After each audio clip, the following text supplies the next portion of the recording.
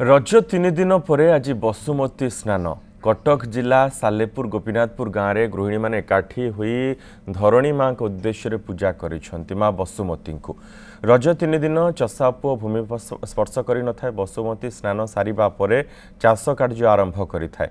धूप दीप आंब डाल दुब मेथी हलदी सिंदूर लगे लंगल लुहा कजल पाती और शिलपुआ को एक पीढ़ा उपर रखी रीतिनीति पूजा करिथांती। घरर स्त्री लोक माने ए पूजा शिलपुआ को बसुमती रूपे पूजा करा जायथाय।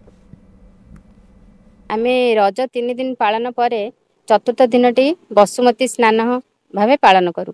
बसुमती स्नान जो करा जाए रज 3 दिन रे आमे बसुमती रे कौनसी कार्य करि न थाउ। जेहेतु रजवती आमे भाभी थाउ जे बसुमती बर्तन रजस्पड़ा से आमे कौनसी कृषि कार्य हो बा कौनसी कार्य कर न थाउ। 3 दिन पर राति 4 उठी गृहिणी माने मेथी हलदी बाटी बसुमती की भलरे स्नान करी तापरे कजल सिंदूर चंदन सब लगे फूल दीप धूप दे आमे भलरे पणा ढाली की माँ को गाधे दे थाउ। आमे सेटा आम मनर ये जे आमे बसुमती को स्नान करे पवित्र करेले तापरे आमे आमर नित्य कार्य बाहर कृषि कार्य आमे जहाँ करिया कथा लंगल पूजा करूँ पीढ़ाटी थौ शिलपुआ पूजा करूँ कहीं आमे 3 दिन पर्यंत शिଳରେ कौन जिन बटाबटी भी कर न थाउ। से तापर दिन ठू आमे मसला मसली पुणी शिଳରେ बाटिबा ये करिया एटा आमर गोटे ओडिया घरर परंपरा रही।